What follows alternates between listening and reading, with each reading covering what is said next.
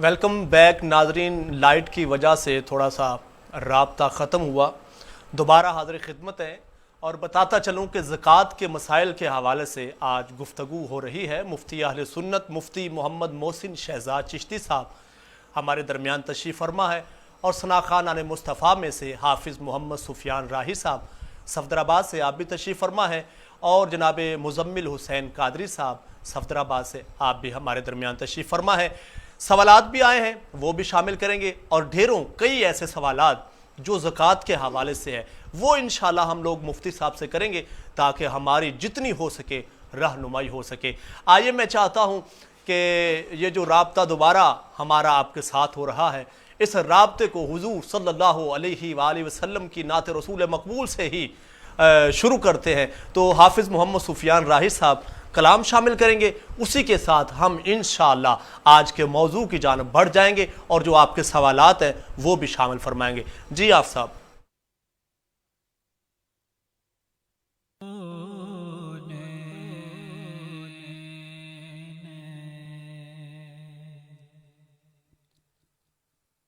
बज़्म कौन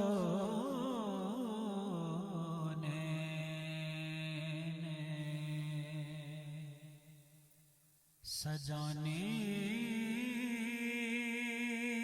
के लिए आप आए,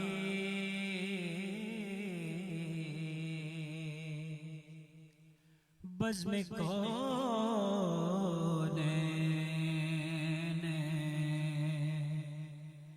सजाने के लिए आप आए,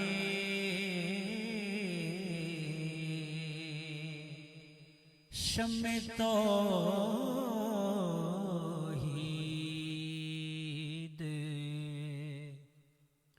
शम्मे तौहीद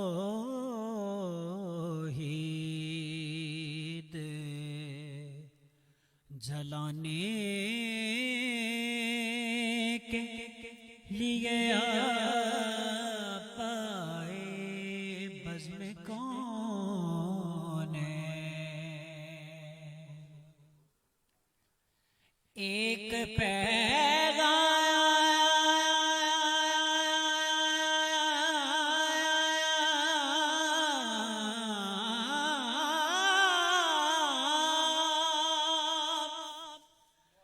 जो हर दिल में उजाला कर दे, एक पैगाम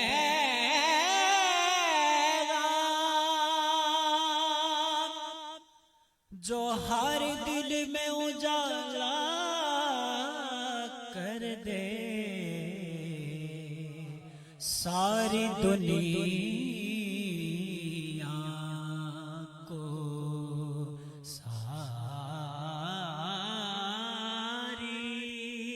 सारी दुनिया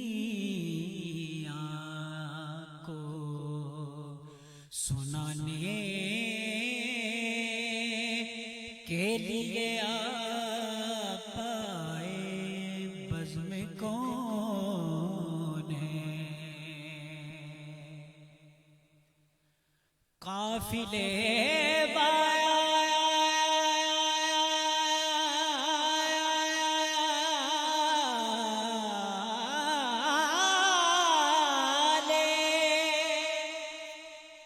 भटक जाए न मंजिल से कहीं, काफिले वाल भटक जाए न मंजिल से कहीं, दूर तक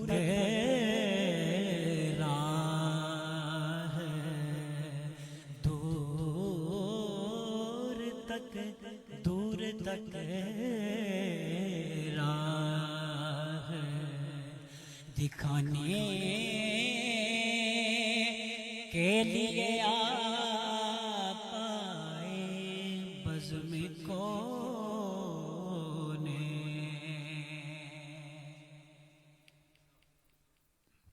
काफिले वाले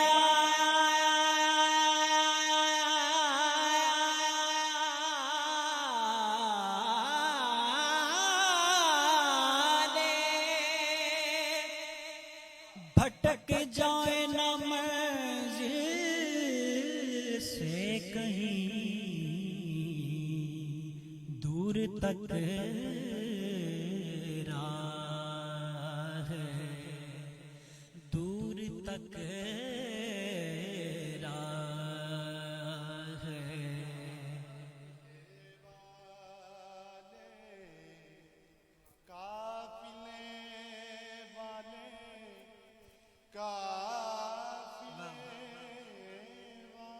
वाह वाह वाह काफिले वाले,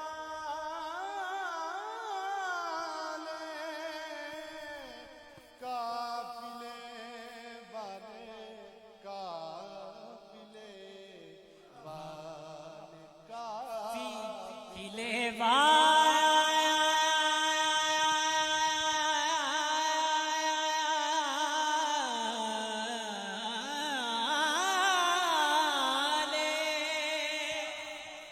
भटक जाए न मंजिल से कहीं दूर तक राह है,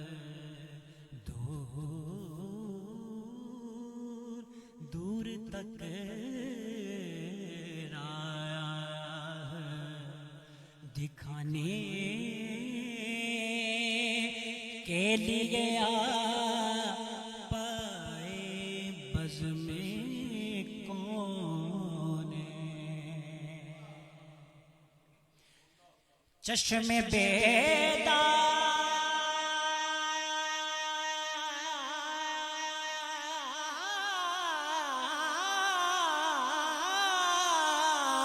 को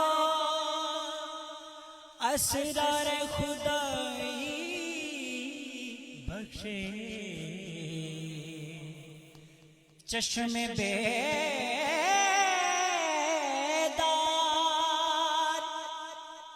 को असरार खुदाई बख्शे, सोने वालों को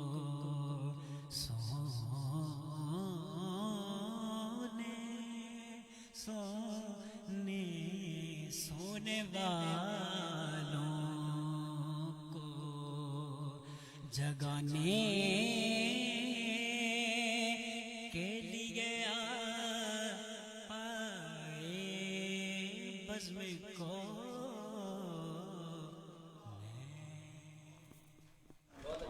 जीते रहिए जी। हाफिज मोहम्मद सुफियान राही, सुभान अल्लाह। यकीनन ये सारी दुनिया हुजूर का सदका है, हुजूर के लिए सजाई गई है। हुजूर ना हो तो कुछ भी ना हो। नादरीन, जैसा कि आपको मालूम है आज का मौजू ज़कात के मसाइल के हवाले से है, तो सवाल जो भाई ने किया था उससे मैं सिलसिला सवालात जो हैं वो शुरू करता हूँ कि मेरे ख्याल से चलें एक सवाल कर लेते हैं, उसके साथ ही फिर वो भी ऐड हो जाएगा। ये एहसान कादरी अतारी साहब जो कि पूछ रहे हैं कि ज़कात जो है किस महीने में अदा करनी चाहिए, क्या सिर्फ रमज़ान में ही अदा करनी चाहिए? इस हवाले से मुफ्ती साहब क्या फरमाएंगे? बुनियादी तौर पर जो सवाल का उनका मकसद हो सकता है वो यही हो सकता है कि हमें किस महीने में ज़कात अदा करनी चाहिए। लेकिन इसका टेक्निकली जो शरई तौर पर जो चीज़ है वो ये है कि हर बंदे की बुलूगत का वक्त अलग है और बुलूगत के बाद उसका जो कमरी साल है वो मुकम्मल होने का वक्त अलग है। ठीक है। क्योंकि हमने शराइत में जिक्र किया है कि आकिल हो, बालिग हो, आज़ाद हो, मुसलमान हो, साहिब निसाब हो और एक कमरी साल का गुजरना। जी बिल्कुल। अब एक शख्स जो है वो 10 दिसंबर को बालिग हुआ है तो जाहिर है वो अगले साल जो यूँ क्या है 10 रजब को बालिग हुआ है तो अगले साल 9 रजब को उसका साल मुकम्मल होगा। ठीक है। और एक और शख्स है वो 15 रमज़ान को बालिग हुआ है तो अगले साल 14 रमज़ान को उसका साल मुकम्मल होगा। बिल्कुल ठीक है। तो जवाब इसका यही है जी कि हर बंदे का जो हौलाने हौल है, साल है, वो चूंकि अलग तारीख को मुकम्मल होता है उसकी बलूगत के अतबार से, तो इसलिए उसकी ज़कात अदा करने का महीना भी जो है वो अलग है। हाँ, अगर कोई रमज़ान में कबल अज वक्त कुछ पेश करना चाहता है, ज़कात अदा करना चाहता है, तो तब भी वो कर सकता है। रमज़ान ज़रूरी नहीं है। ठीक होगा। अच्छा मुफ्ती साहब, जो नाबालग हैं या वो लोग जो बालग जिसकी अकल जाती रही, वो उसके बारे में क्या फरमाएंगे? नाबालग या बालग, नाबालग जिसकी अकल है ही नहीं या जाती रही, उसके हवाले से क्या फरमाएंगे? नाबालग की फिर यही सूरत हो सकती है कि बंदा फौत हो गया कोई, जी, तो उसको विरासत में बहुत ज्यादा माल मिल गया, तो है वो नाबालग। बिल्कुल। तो नाबालग पर तो ज़कात जो है वो फर्ज नहीं है। ठीक है। अब आपने वो जो सवाल किया है कि जो बालग है लेकिन उसकी अकल जाती रही है, तो शायद वो इस तनाज़र में है कि ज़कात की फर्जियत के लिए आकिल और बालग होना ज़रूरी, तो आकिल का इस अंदाज में लिए। अब इसके दो जवाब हैं। एक तो यह है कि वो मालिक है, खुद माल का मालिक है, लेकिन उसकी अकल बिल्कुल जाती रही है जी, किसी परेशानी की वजह से, टेंशन की वजह से, तो फिर तो उस पर ज़कात का हुक्म नहीं है। लेकिन अगर साल के किसी हिस्से में वो ठीक भी हो जाता है, कभी उसकी अकल जाती रहती है, कभी वो ठीक हो जाता है। जिस तरह सम टाइम हमारे अपने रिश्तेदारों में थे कि कुछ देर के लिए दिमाग जो है वो अटक जाता है जी। अगर किसी शख्स की कैफियत ऐसी है कि कभी ठीक हो जाता है, कभी अटक हो, तो फिर उस पर ज़कात है, वो ज़कात देगा। बिल्कुल। लेकिन अगर किसी दायमी ऐसे मर्ज में मुब्तला हो गया कि जिसके कौलो फेल को जो हम क्या कबूल नहीं करते, जी, अकल उसकी जो है वो ज़ायल हो गई है, तो फिर उस या जुनून तारी हो गया, तो फिर उस पर जो है वो इस शर्त की वजह से कि वो आकिल नहीं है, जी, जी, उस पर ज़कात नहीं रहेगी। अच्छा मुफ्ती साहब, ये सवाल किया एक भाई ने कि पिछले सवालात में आपने एक जवाब देते हुए बोला था ज़रूरियात असलिया, तो वो पूछ रहे हैं ये है क्या ज़रूरियात असलिया, इसके हवाले से क्या फरमाएंगे? ज़रूरियात असलिया बहुत डिटेल और बहुत तफसील तलब चीज़ है, लेकिन मैं बता देता हूँ। जी, वो चीज़ें जो इंसानी ज़रूरत के लिए लाजिम हैं, उनको हम ज़रूरियात असलिया कहते हैं, और ज़रूरियात असलिया पर ज़कात नहीं। ठीक। मिसाल के तौर पर आपका घर है, जी, उस पर ज़कात नहीं, ठीक चाहे है। वो कितना फार्म हाउस हो, बड़ा हो। जी, जी, मोबाइल हैं आपकी ज़रूरत के, दो हैं, उन पर ज़कात नहीं। जी, गाड़ी है, एक की बजाय दो हैं, ज़रूरत के, उस पर ज़कात नहीं। ठीक है। आपके पास लिबास हैं, गर्मियों के सर्दियों के हैं, उन पर ज़कात नहीं। बिज़नेस के लिए आपकी फैक्ट्री है, प्लाजा है जिसमें आप काम करते हैं, उसमें टूल ऑफ जो बिज़नेस हैं वो हैं, जी। ये ज़रूरियात असली में सारी चीज़ें शामिल जी। हो जाती हैं, इन पर ज़कात नहीं। ठीक लेकिन वो चीज़ें जो ज़रूरियात असली में नहीं हैं, जी। उन पर ज़कात है। इसकी मैं मिसाल देता हूँ। ठीक है। एक शख्स है, जी, उसके पास एक घर है, वो अपनी फैमिली के साथ उसमें खुशहाल रहता है। ठीक एक है। घर उसने और रखा है, उसको वो इस्तेमाल नहीं करता, लेकिन ठीक है। रखा है। ठीक है। अब जिस घर में है वो जरूरियात असली में है, उस पर ज़कात तो नहीं, लेकिन जो अजाफी है जी, जी, जी, उस पर ज़कात है बिल्कुल। वो भी घर, जी, जी। लेकिन उस पर ज़कात आने की वजह क्या है कि वो जरूरियात असली में नहीं है। बिल्कुल इसी ठीक। तरह बाद बुजुर्गों ने फरमाया कि अगर आपके पास घर इतना बड़ा है कि वो ज़रूरत की वजह से जो है वो खाली है, या उसमें कभी आप इस्तेमाल नहीं किया, जी। तो वो ज़रूरियात असलिया से जायद है, तो उस पर भी ज़कात होगी। बिल्कुल ठीक। इसी तरह आपके कुछ कपड़े हैं वो आपने कभी इस्तेमाल ही नहीं किए, तो वो आपकी ज़रूरत से जायद हो गए, उन पर भी ज़कात आ जाएगी। ठीक। तो ये कैलकुलेशन आपको करनी, ये हर साल ये ज़रूरियात असली वाली कैलकुलेशन जो है वो बदल जाती है। याद रखें, इसमें तामुल नास भी आ जाएगा। जी। तामुल नास से मुराद क्या है? किसी दौर में कुछ चीज़ें ऐसी थी जिनको हम ज़रूरियात असली में शामिल नहीं करते थे। ठीक। ज़रूरियात असली में चीज़ शामिल हम नहीं करते थे, थे। लेकिन इस वक्त वो ज़रूरत बन चुकी है, जी, तो इसलिए उनको ज़रूरियात असलिया में शामिल किया जाएगा। और ठीक ये है। यही नहीं जो मैंने बता दी हैं, हर आने वाले दौर में उलमा के इज्तिहाद के साथ जो चीज़ें ज़रूरियात में बिल्कुल शामिल ठीक। होती जाएंगी। जी, जी। मिसाल के तौर पर एसी है, जी, आपने लगवाया है, गर्मी सर्दी में पानी गर्म करने वाला आपने गीज़र लगवा लिया ठीक है। तो पहले नहीं थे, लोग ऐसे नहा लेते थे, अब गर्मी बढ़ गई है तो एसी की जरूरत है। तो ये सारी चीज़ें ज़रूरियात असली में शामिल हो। बिल्कुल ठीक है।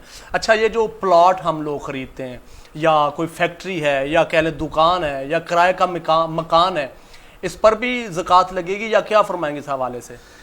अच्छा, ये आपने 2-3 सवाल इकट्ठे किए हैं, तफसील तलब हैं। जी, आजकल जिस तेज़ी के साथ ये प्लाट कॉलोनियाँ जो काटी जा रही हैं, ठीक है। तो मैं समझता हूँ इस पर बहुत कम सवाल लोग करते हैं, जी, और उसमें बहुत कम जवाब फतावाजात भी आपको मिलेंगे, बिल्कुल ठीक है। क्योंकि सारी तवज्जो प्लाट लेने और बेचने पे है, जी, ज़कात के मसाइल पर नहीं। जी, इसकी तफसील में थोड़ा सा जाना चाहूँगा।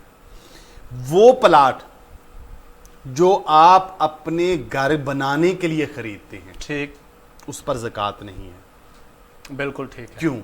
क्योंकि वो ज़रूरियाती असली में शामिल है। ठीक।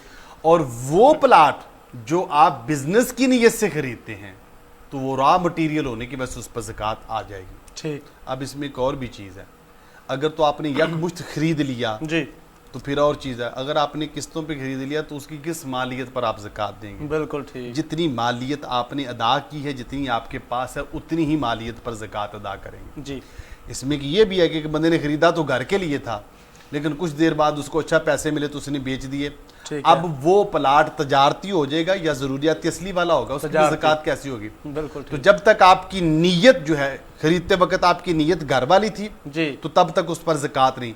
अब जब आप उसको बेचेंगे तो अब तजारती हो गया, अब वो जितनी भी रकम है उस सभी पे ज़कात आ जाएगी। बहुत अच्छे, ठीक हो गया।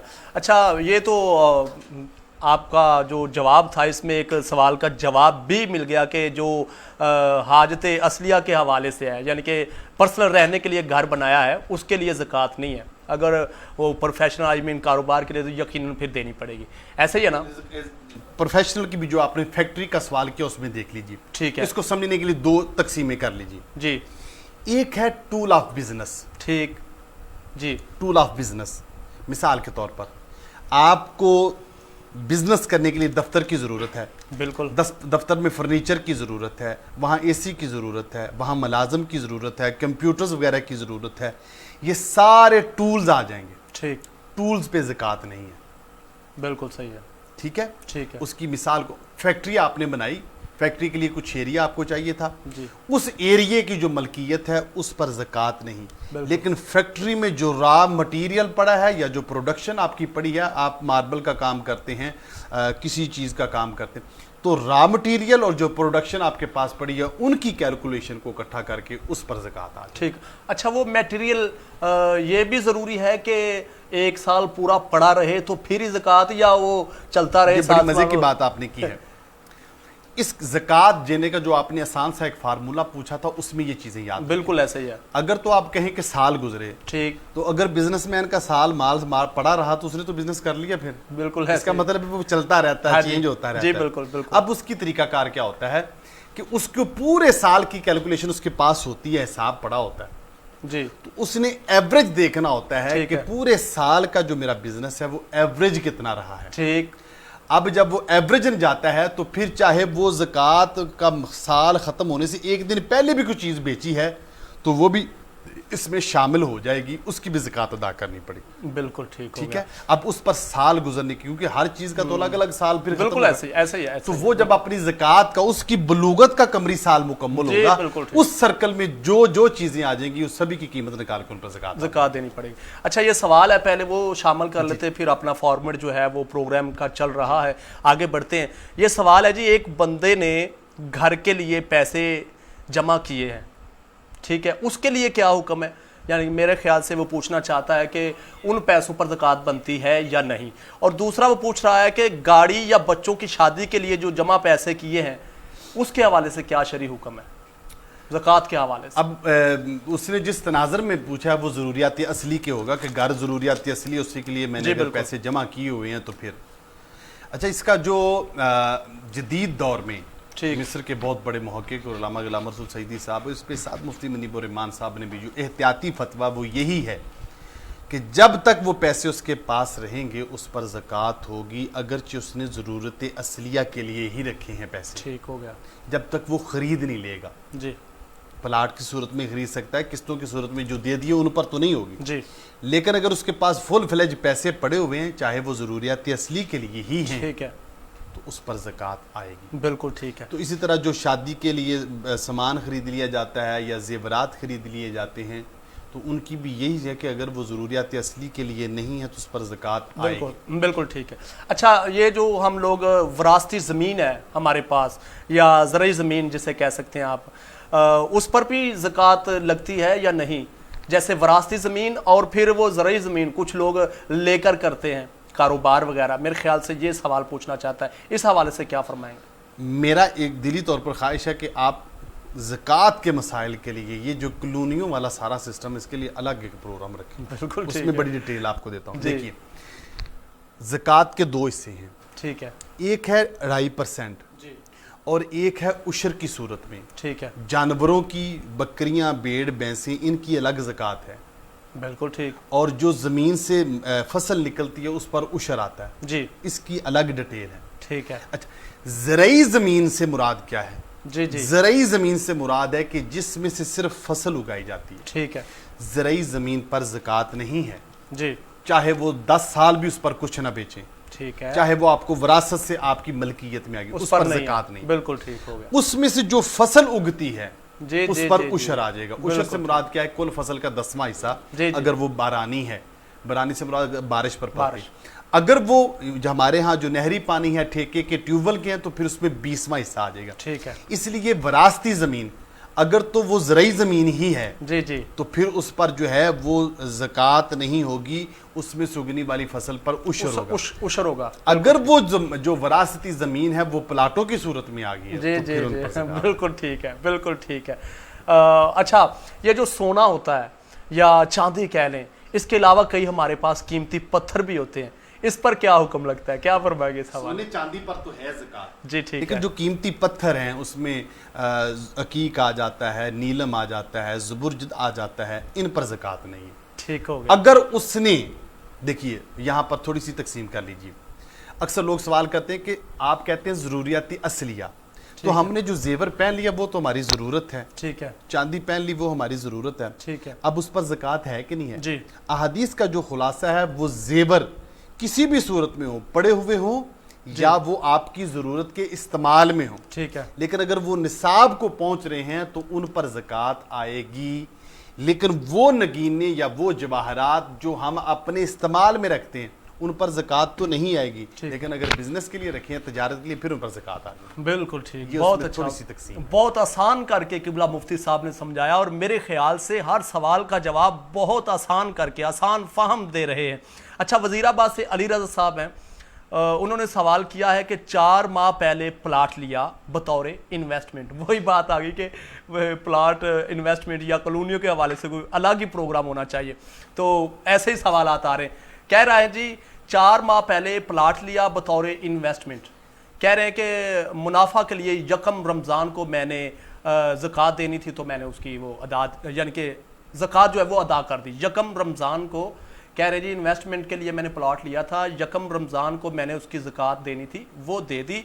अब मुझे उस प्लाट पर मुनाफा मिल रहा है, अगर मैं उसको बेच दूं तो क्या मुझे उसकी अलग ज़कात देनी होगी या क्या करना पड़ेगा? इस हवाले से 3 जुज़ियत में समझ लीजिए। आपके पास प्लाट है जी, तो उस पर जो आपने ज़कात देनी है वो कीमत ख़रीद पर देनी है या करंट वैल्यू पे देनी है? ठीक है। करंट वैल्यू से मुराद जिस वक्त उसकी कीमत, दौरे आदर की, ठीक है उसी वक्त रियल स्टेट वाले जो लगाते हैं। ठीक है फिर जुज़िया सुन लीजिए। आपके पास प्लाट है, जी तजारती, आपने तजारती गरज से लिया, घर बनाने के लिए नहीं, जी जी, उस पर आपने ज़कात देनी है। ठीक है अब वो कीमत ख़रीद पर होगा या करंट वैल्यू पे? उसका ठीक है। पहला जवाब है करंट वैल्यू पे होगा। ओके हो गया? ठीक है अब उनके सवाल के जवाब की तरफ हम बढ़ते हैं।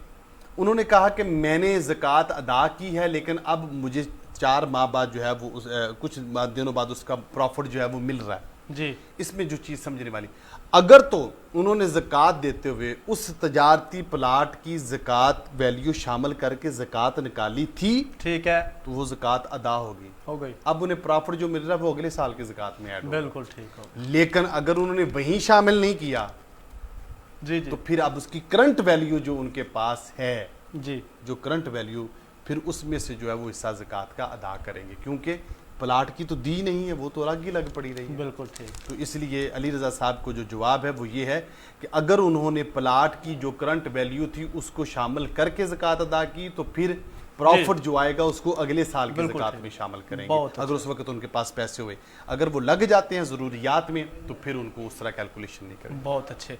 अच्छा नाजरीन, ये जो है अगला सवाल जो है जिस भाई ने किया है, मैं उनसे ये गुजारिश करूँगा कि अगर आपने हमारी पिछली ट्रांसमिशन किबला मुफ्ती साहब के साथ नहीं सुनी, जो कि हमने रोज़ा के मसाइल के हवाले से, जो रोज़े में मसाइल पेश आते हैं उस हवाले से ट्रांसमिशन की थी, अगर अभी तक नहीं देखी तो यकीनन हमारा यूट्यूब चैनल या फेसबुक पेज सैफ़ नकाबत या रिजवी प्रोडक्शन उसको विज़िट करें। उसमें से रोज़े के मसाइल के हवाले से किबला मुफ्ती साहब ने तसल्ली बख्श जवाब दिए। हर सवाल का सवाल जो किए थे दोस्तों ने वो भी शामिल किए। तो चलें जाते जाते, हालांकि आज का मौजू ज़कात के हवाले से है, आज का मौजू तो नहीं लेकिन ये शामिल कर लेते हैं। भाई ने उम्मीद के साथ सवाल किया है, वो पूछ रहे हैं कि रोज़े के सहरो इफ्तार का अगर अजान के साथ वास्ता नहीं तो फिर सहरो इफ्तार का टाइम कैसे अक्स कर सकते हैं?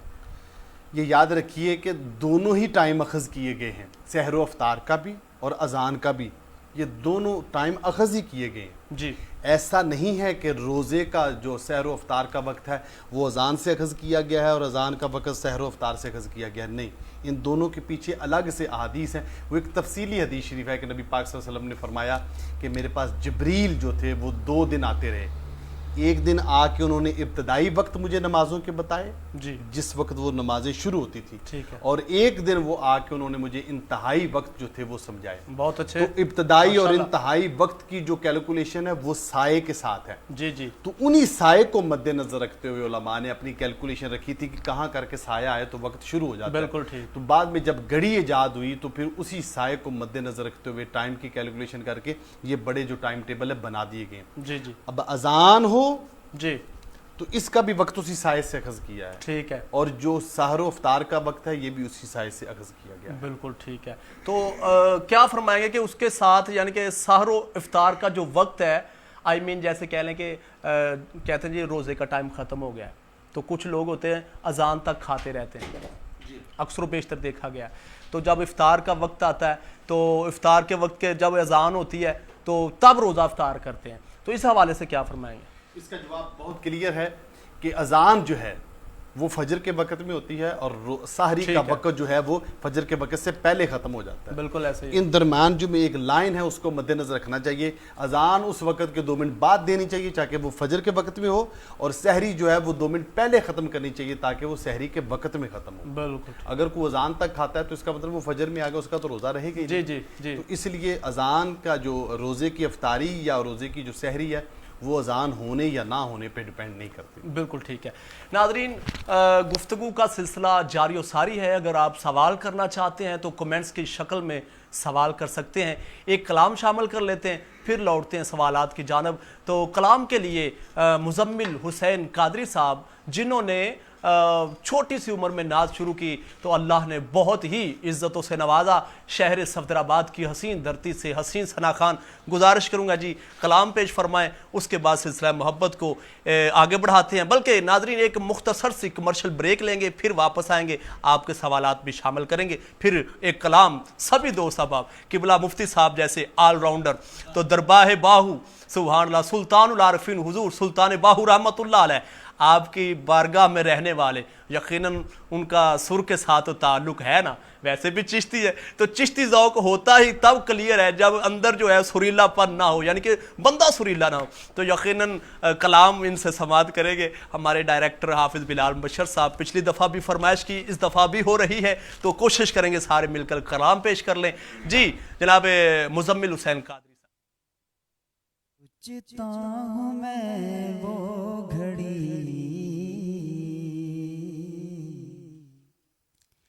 सोचता हूँ मैं वो घड़ी, वो घड़ी क्या अजब घड़ी होगी। सोचता हूँ मैं वो घड़ी, सोचता हूँ मैं वो घड़ी क्या अजब घड़ी होगी। सोचता हूँ मैं वो घड़ी क्या अजब घड़ी होगी कि जब दरे नबी पर हम सबकी हाज़री होगी, हम सबकी हाज़री होगी। बात क्या है बात सबा, इतनी क्यों मुअत्तर है। बात क्या है बात सबा, इतने क्यों मुअत्तर है कि सब सब्ज गुंबद को चूम कर चली होगी, सब्ज सब्ज गुंबद को चूम कर चली होगी। सो खुलेंगे उसके लिए रहमतों के दरवाजे, सो खुलेंगे उसके लिए रहमतों के दरवाजे। कि नाते मुस्तफा जिसने एक भी सुनी होगी, नाते मुस्तफा जिसने एक भी पढ़ी होगी, जब दरे नबी पर हम सबकी हाज़री होगी। देख तो नियाज़ी ज़रा सो गया क्या दीवाना, देख तो नियाज़ी ज़रा सो गया क्या दीवाना। उनकी याद में शायद, उनकी याद में शायद आँख लग गई होगी, उनकी याद में शायद आँख लग गई होगी, जब दर नबी पर हम सबकी हाज़री होगी।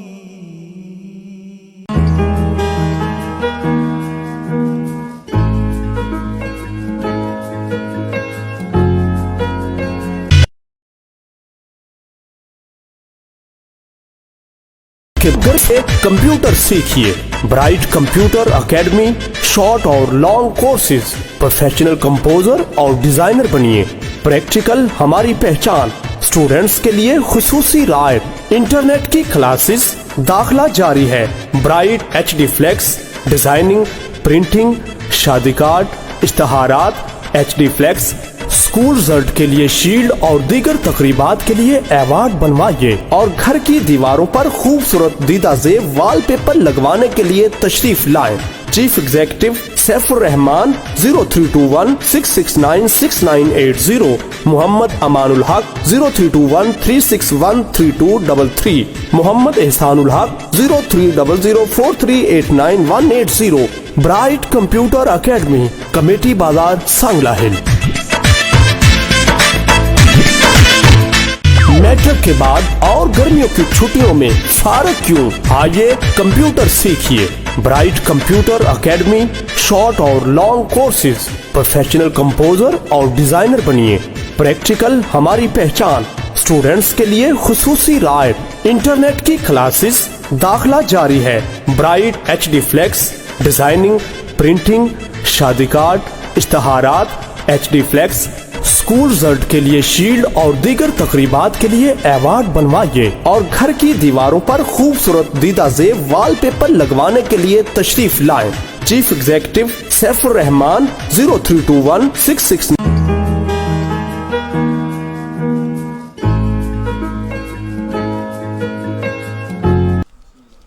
Welcome back Nadreen. उम्मीद है कि यकीनन आप आज की ये जो ट्रांसमिशन है या बज़्म सैफ जो आप देख रहे हैं, आपको काफ़ी सीखने को मिल रहा होगा। तो गुफ्तगू कर रहे थे ज़कात के मसाइल के हवाले से, तो काफ़ी सैर हासिल गुफ्तगू की काफ़ी मसाइल पर। तो मैं चाहता हूँ चंद सवालात मज़ीद शामिल कर लूँ।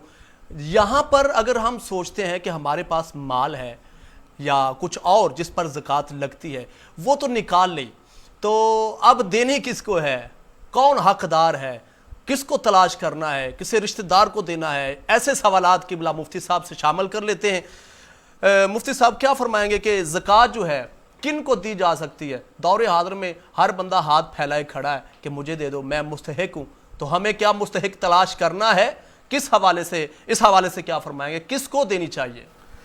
बहुत अच्छा सवाल है और मेरा ख्याल है कि हम सिर्फ यही समझते हैं कि हमने ज़कात निकाल के दे दी तो ज़कात हमारी तरफ से होगी। ठीक है, ये एक टेक्निकल मसला याद रखें। दो चीज़ें, एक है ज़कात का निकालना जी, और एक है मुस्तहिक को देना। ठीक है, इन दोनों में कहीं भी गलती हुई तो ज़कात अदा नहीं होगी। अल्लाह अकबर। मैं दोबारा दोहरा रहा हूँ, जी, ज़कात निकालना ठीक है, और मुस्तहिक को देना, देना, इन दोनों में किसी पॉइंट पर भी गलती है तो आपकी, मिसाल के तौर पर मैंने 1 लाख रुपया ज़कात निकाल दी, ऐसे एक मुंह उठा के आ गया यार मुझे दे दो, मैंने बिना तहकीक के उसको दे दिया, वो मुस्तहिक है या नहीं? अल्लाह, अगर मैंने देगी, अगर वो मुस्तहिक नहीं तो मेरी ज़कात अदा नहीं हुई, ठीक है, क्योंकि ये शर्त है कि वो मुस्तहिक को दी जाए। जी, हमारे यहाँ जो हमारे लीड क्लास हैं वो रिश्तेदारी पालते रहे, इसको दे दो, इसको यार इसने मांगा दे दो, नहीं, जी, जी, पहले देख लें ये मुस्तहिक क्या है कि नहीं। अगर वो ठीक है। मुस्तहिक नहीं तो आपकी ज़कात अदा नहीं हुई। बिल्कुल, इसी तरह एक बंदे ने ज़कात निकाल के रख ली है, ज़कात निकाल के रख ली है, अच्छा मैं दे दूंगा, वो चोरी हो गई है, अब निकाल के तो उसने रखी है, तो क्या उसकी ज़कात अदा हुई? कभी भी नहीं हुई, जब तक वो मुस्तहिक को देगा नहीं। तमलीग हमने ज़कात की तारीफ में ये तारीफ की थी कि उसको मालिक ना जब तक बनाएगा तब तक। कोई बंदा है वो, उसकी 10,000 रुपया ज़कात निकली, उसने कहा चलो यार इनको अच्छा सा गोश्त खिला देते हैं, गोश्त उसने खिला दिया, उसकी ज़कात अदा नहीं हुई। क्यों? उसने उनको मालिक नहीं बनाया। जी, जी, शर्त है कि मालिक बनाया जाए तो फिर ज़कात अदा होगी। बिल्कुल। अब इसके 2 जवाब आप सुन लीजिए। एक जवाब जो कुरान पाक ने दिया, इन्नमा सदकातुल लिल फुकरा, जी, ये कुरान पाक की आयत करीमा है, सूरह गालिबन अनफाल में है कि वो 8 मुसारफ जिक्र किए गए हैं, फ़कीर है, मस्कीन है, या वो जहाद फी सबिल्लाह पे है, या वो जनाबे वाला यूं कह लिए मुअल्लफ़तुल कुलूब है, या वो कैदी है। इन लोगों को ज़कात दी जा सकती है। मिसाल के तौर पर जो कैदी हैं जिनके जुर्माने अदा नहीं हुए, इस वजह से जेलों में पड़े हुए हैं, ठीक है, उनकी कोई सूरत बना के आप अगर वहाँ ज़कात दें तो वो भी हो सकती है, लेकिन उसकी सूरत एक। तो ये जो तरीक़ाकार कुरान पाक ने इन 8 या 7 जो मुसारफ जिक्र की, यहाँ पर ज़कात देनी चाहिए। अब इसकी तारीफ़ें जो है वो बुजुर्गों ने लिखी है, फ़कीर कौन सा है, मस्कीन कौन सा है, मुअल्लफ़तुल कुलूब कौन सा है, वो सारी चीज़ें लिखी हुई हैं। लेकिन इसमें जो चीज़ मोटा सा एक कुलिया याद रखें, 2 कैटेगरी हैं। जी, जी, एक वो कि जो माल इस कदर रखता है कि उस पर ज़कात लाजिम है, ठीक है, और एक वो कि जो उस लाइन पर गया नहीं कि उस पर ज़कात वाजिब हो। 2 ही लाइन मेंटेन। बिल्कुल ऐसे। एक वो लाइन है कि जिस पर ज़कात वाजिब होगी, और ठीक एक वो लाइन है जिस पर ज़कात वाजिब नहीं हुई।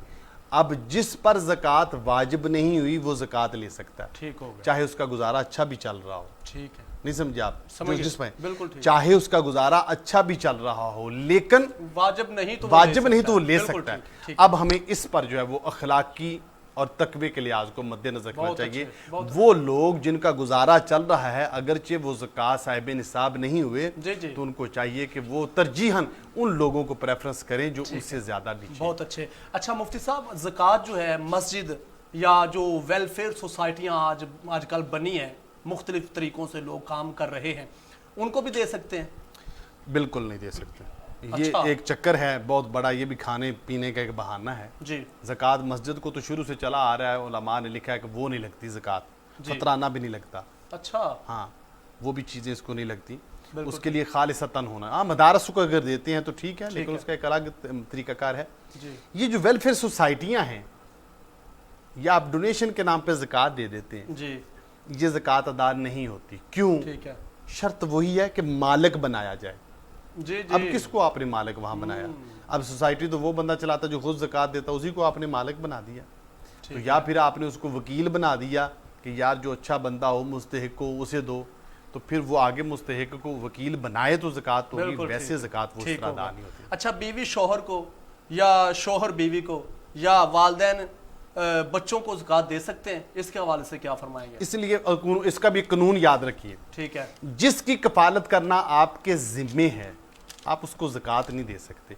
ना उससे ले सकते हैं। ठीक है। बीवी, जी, जी। वालिदैन, औलाद, इसकी कफालत आप पर लाजिम है। ठीक है। तो आप इनको ज़कात नहीं दे सकते और इनसे ले भी नहीं सकते। जी बिल्कुल ठीक। हाँ, भाई को दे सकते हैं, बहन को दे सकते हैं, गरीब जो रिश्तेदार हैं उनको आप ज़कात दे सकते हैं। ठीक हो गया। अच्छा, मैंने किसी को कर्ज दिया है, बतौर कर्ज पैसे दिए हैं, उसकी ज़रूरत है तो मैंने कर्ज दे दिया उसको, तो उस पर भी ज़कात देनी पड़ेगी या नहीं, क्या फरमाएंगे साहब? जो आपने कर्ज दिया है वो आपकी मलकियत है, चाहे वो आपके पास नहीं, उस पर ज़कात तो है जी। लेकिन इसमें उलमा ने आसानी फरमाई है कि जो आपको वो ऐसा आपने कर्ज दिया ना कि उस आपने दे दिया, उसने ले लिया, जी जी, तो उस पर जब मिले तब आप ज़कात दे लें।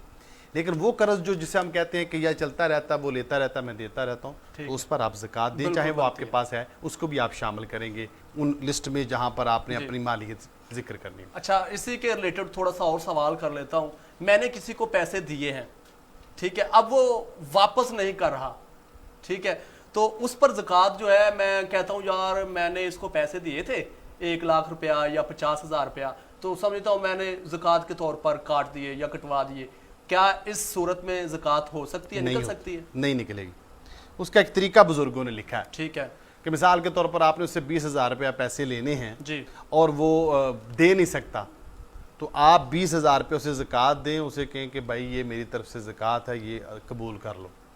जब उसने कबूल किए तो आपकी ज़कात अदा होगी। जी जी, उसे कहें भाई आपने मेरा कर्ज देना वापस करो। ये एक तरीका है सही, अच्छा अच्छा, लेकिन वो जो तरीका आपने कहा उससे ज़कात नहीं अदा होती। बिल्कुल ठीक है। अच्छा, ये कई ऐसे भी लोग होते हैं कि जो गरीब होते हैं, ठीक है, या कह लें कि वक्ती तौर पे अल्लाह ताला ने कुछ ऐसे दिन फेरे हैं कि वो इज़्ज़तदार था, दौलतदार था, पहले निकालता भी था ज़कात वगैरह, तो अगर हालात बदल गए, हालात ज़रा कमज़ोर हो गए, बंदा ज़रा गरीब हो गया, तो वो ज़रा हिचकिचाता भी है कि मुझे कुछ ज़कात ना दे, ठीक है, तो क्या उसको बताकर ज़कात देनी चाहिए या वैसे भी दे सकते हैं?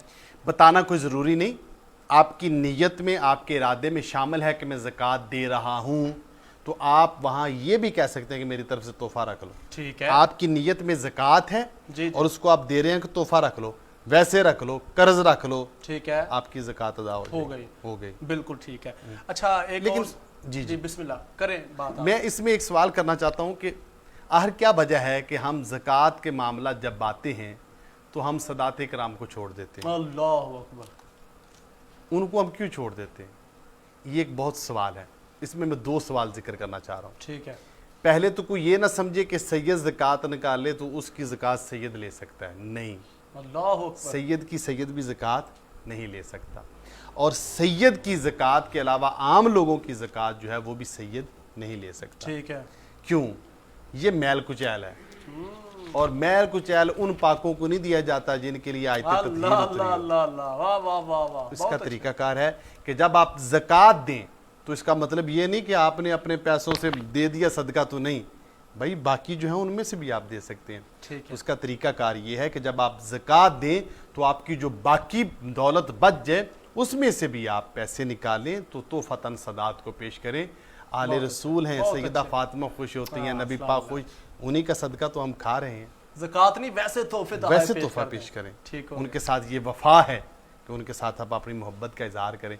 तो इस मौका पर मैं समझता हूँ कि जहाँ आप मुसलमान अहबाब अपनी ज़कात निकालें तो वहाँ 5-10 हज़ार रुपये, अगर नहीं तो 1,000-2,000 भी निकालें, सभी निकालें, और मिला के जो है वो अपने गाँव के या अपने जो कुर्बत में सदात कराम रहते हैं, जो मुस्तहिक हैं जी, तो उनको आप जो है वो बतौर हदिया पेश करें, दुआएं लें, अल्लाह उनकी वजह से हमारे रिज़्क़ में बरकत। अच्छा मुफ्ती साहब, आखिरी सवाल शामिल कर लेते हैं, फिल बदी सा सवाल है कि मैंने अगर ज़कात देनी है, मेरे रिश्तेदार भी हैं, मोहल्लादार भी हैं, ठीक है, समझ रहे ना, यानी कि अजीज़ व अकारब भी हैं, मोहल्लादार भी हैं, उसके साथ साथ मदारस भी हैं, कौन सी ऐसी जगह है कि जहाँ ज़कात देना ज़्यादा सवाब है? अल-हक़्क़ु लिल-क़रीब का एक जुमला बड़ा मशहूर है कि जो सबसे पहले आपके करीब है उसी से इब्तिदा करें। ठीक है, और ज़कात देने का ये भी एक उलमा ने लिखा है कि सभी एक को ना दे दें, बल्कि कोशिश करें जो 8 मुसर्रफ हैं, इसके ज़िक्र हैं जो अल्लाह ताला ने जहाँ जहाँ ज़कात देने का, कोशिश करें सभी को थोड़ी थोड़ी दें।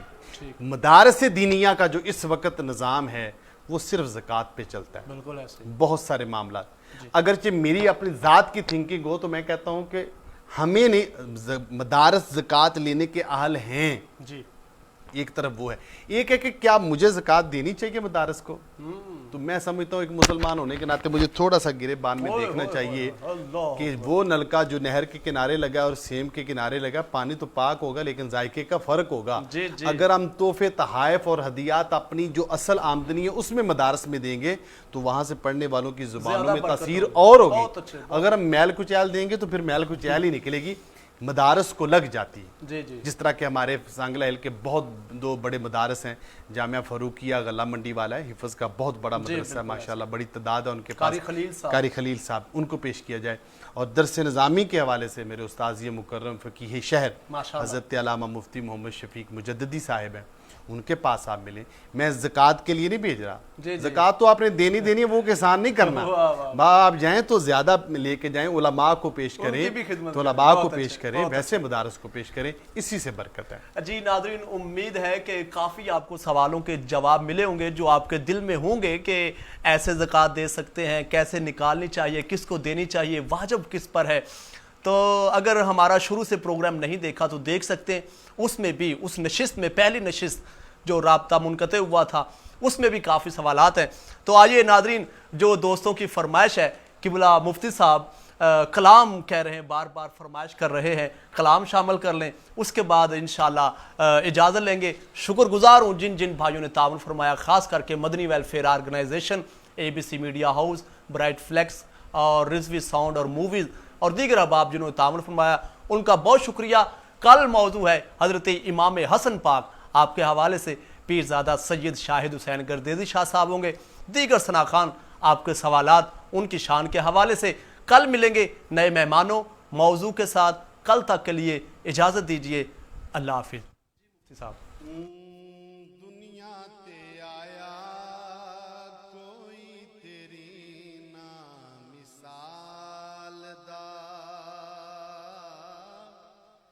दुनिया ते आया कोई तेरी ना मिसाल दा, मैं लब के ले आवा किथों सोना तेरे नाल दा, लब के ले आवा किथों सोना तेरे नाल दा, दुनिया ते आया कोई तेरी ना मिसाल दा, दुनिया ते आया कोई तेरी ना, काफ गैसो हादहन या अब्रू आंखें ऐन सा, काफ गैसो हादहन या अब्रू चूंकि बरीक होते हैं, या अब्रू आंखें ऐन साद, काफ हाया ऐन साद, उनका है चेहरा नूर का, मैं लब के ले आवा किथों सोना तेरे नाल दा, दुनिया ते आया कोई तेरी ना, रब आखिया मेरे महबूबा दस की हो जाते नू बनावना है, जिद्दां मेरे हबीब दा जी चावे, असां पुछ पुछ यार सजावना है, महबूब आखिया मैनू इहो जा बना मौला, मेरी जान जहान दी जान होवे, भावें मैं बोला भावें तू बोले, साडे दूवां दी इक जुबान होवे, मैं लब के ले आवा किथों सोना तेरे नाल दा, दुनिया ते आया कोई तेरी ना मिसाल दा, दुनिया ते आया कोई तेरी ना मिसाल, मक्के रहन वालिया मदीने जान वालिया, ठेठे खा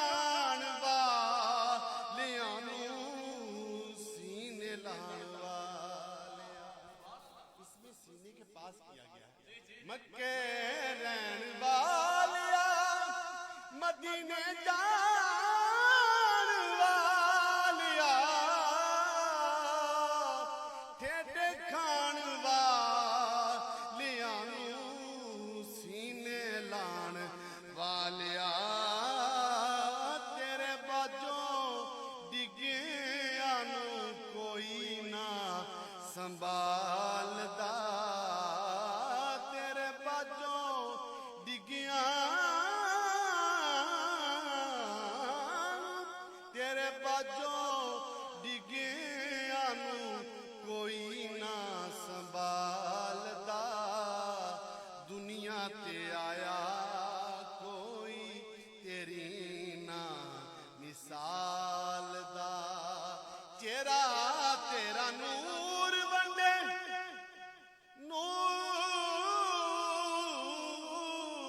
चेहरा तेरा नूर बंदे सारी कायनात नू रब भी दुरूद भेजे एक तेरी जात नू दो जगे कैदी तेरी जुल्फां दे जाल दा लब के ले आवां किथों सोना तेरे नाल दा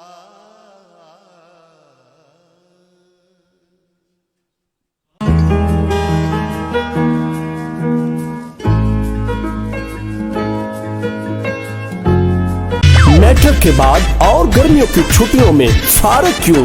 आइए कंप्यूटर सीखिए। ब्राइट कंप्यूटर एकेडमी शॉर्ट और लॉन्ग कोर्सेज, प्रोफेशनल कंपोजर और डिजाइनर बनिए। प्रैक्टिकल हमारी पहचान, स्टूडेंट्स के लिए खुसूसी रायत, इंटरनेट की क्लासेस, दाखिला जारी है। Bright HD flex, designing, printing, शादी कार्ड, इश्तहारात, HD फ्लेक्स, स्कूल रिजल्ट के लिए शील्ड और दीगर तकरीबात के लिए अवार्ड बनवाइए और घर की दीवार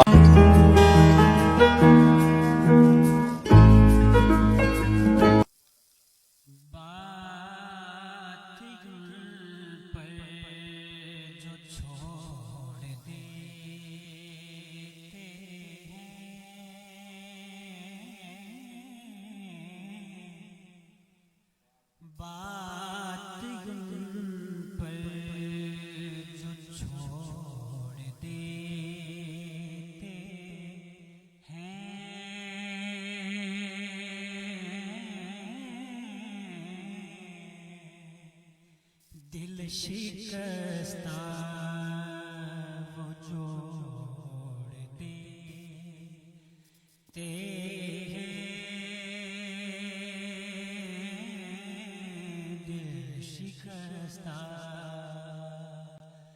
वो जोड़ देते हैं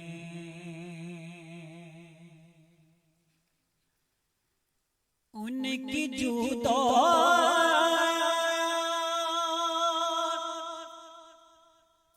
सखा का क्या कहना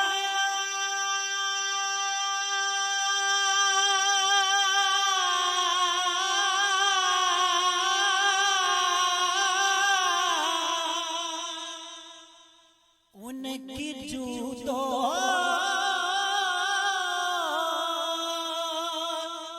सखा का क्या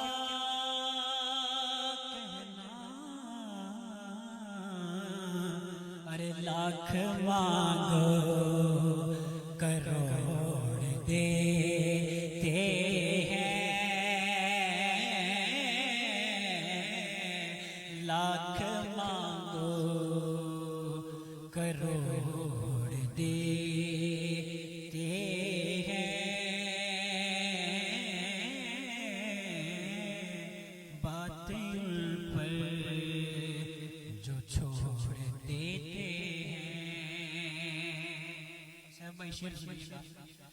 जिस तरफ आप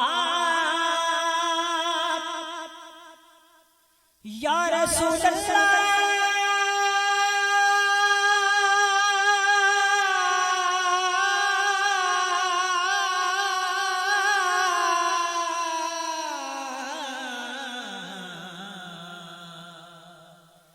जिस